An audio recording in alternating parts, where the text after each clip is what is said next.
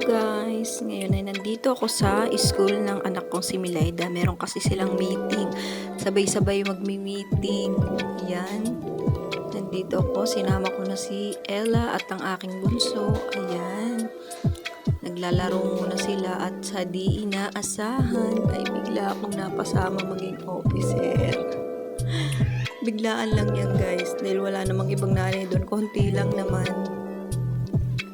Ayan guys.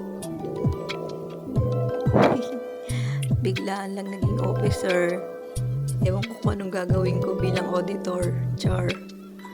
Ayan, habang nag-aantay, kay Bella naman next.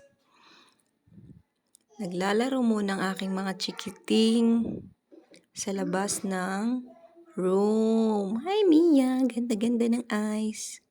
Ayan, kay Bella naman. Hi Bella. Ayan. Sandali lang yan. Tapos niyan, ilang minuto lang, alis lang din agad.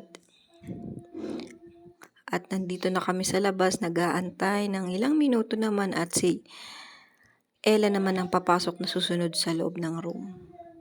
Yan, nagdancing-dancing ng mga pasaway sa stage. Ayan, tignan mo naman guys, ang lilikot. Ang saya-saya nila. Thank you guys.